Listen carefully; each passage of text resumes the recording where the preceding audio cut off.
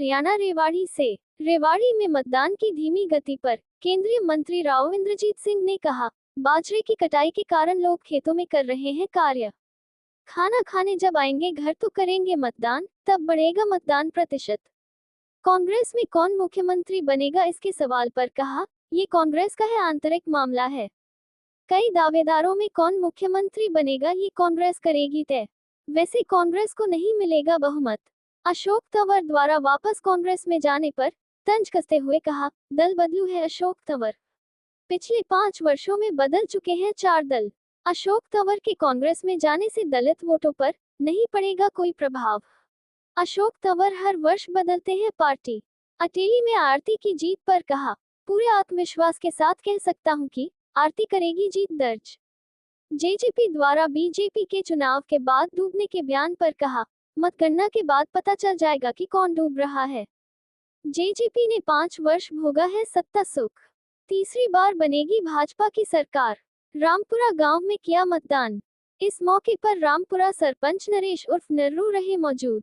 हरियाणा रेवाड़ी से संवाददाता आदर्श शर्मा की रिपोर्ट, न्यूज़ अवीपी से। For the voters today, the percentage overall in Haryana till 9 o'clock was 10%. What do you feel about this particular? See, Haryana is an agrarian state, still very hot.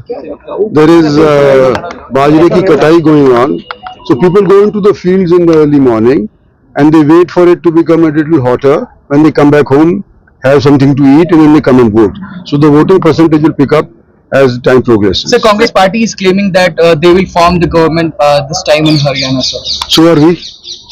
So, but Congress is saying that there is a fight for chief ministership, not about who will come to power in Haryana. They are saying that Kumari Selja is still a contender, and that is the debate that is still going on in Congress. And Congress believes that BJP has no other issue except discussing who is the CM candidate of Congress. How do you react to that? See, it is a Congress's internal issue, and how am I qualified to comment on that? I don't know.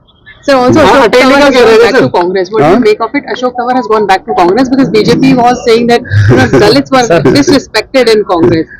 How do you see that? No, Ashok Tawar is a jumping jack. He's gone to 4 parties in the last 5 years. If he had made 5, he would win 1 per year. Ateli का क्या देखते हैं? जीतेंगे भैया, हम जीतेंगे। तरीके से देखते हैं क्योंकि दक्षिण हरियाणा को लेकर के बीजेपी हमेशा से सॉलिड रही है, लेकिन इस बार जो आपके सहयोगी दल थे जेजेपी वगैरह, वो भी कह रहे हैं कि अब जो वक्त बताएगा, शाम के वक्त बताएगा कि कौन कितना पानी में है। जेजेपी वालों ने तो 5 साल सत्ता के सुख भोगे हैं, अब कितने पानी में हैं वो 8 तारीख बताएगी। सर, आपको ओवरऑल क्या रिस्पॉन्स आ रहा है?